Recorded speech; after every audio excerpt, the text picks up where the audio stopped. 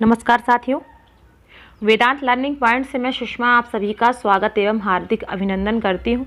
आज मैं आप सभी को विस्मृति के प्रकार और विस्मृति का महत्व बताने वाली हूँ।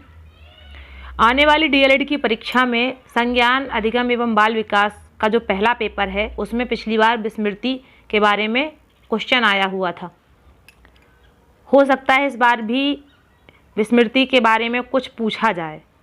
तो आइए शुरू करते हैं। विस्मृति, फॉरगेटिंग। क्या है विस्मृति? देखिए, किसी सीखी हुई वस्तु को स्मरण ना कर सकना विस्मृति या विस्मरण कहलाता है।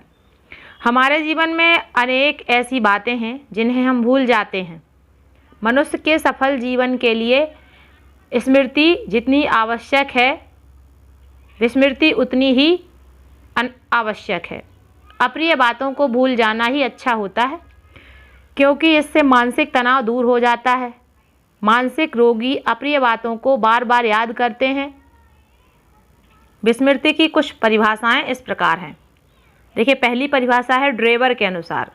विस्मृति का अर्थ है किसी अवसर पर प्रयत्न करने पर किसी पूर्व अनुभव को याद करने या कुछ समय पहले सीखे किसी कार्य को करने में असफलता।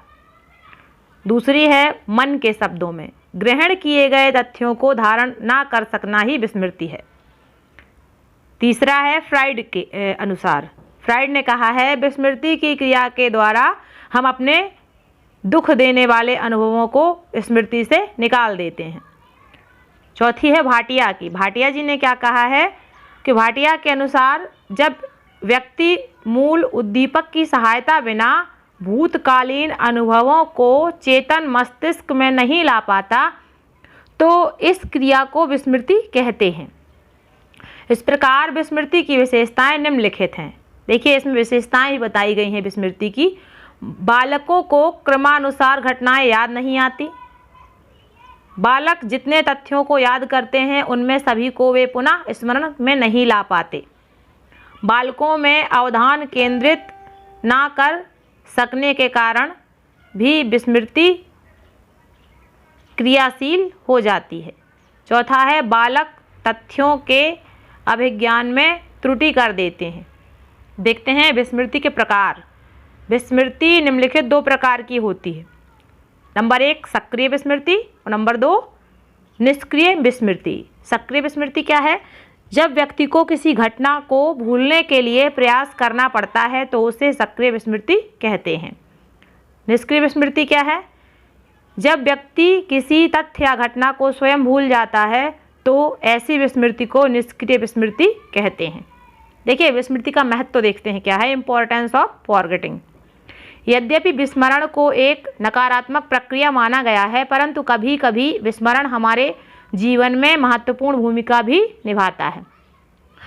हम दुखदायी और नकारात्मक बातों को भूलकर ही प्रसन्न रह सकते हैं, अन्यथा कुछ तकलीफें विस्मृति ना हो तो वे सारी उम्र जीवन पर बोझ बनी रहेंगी।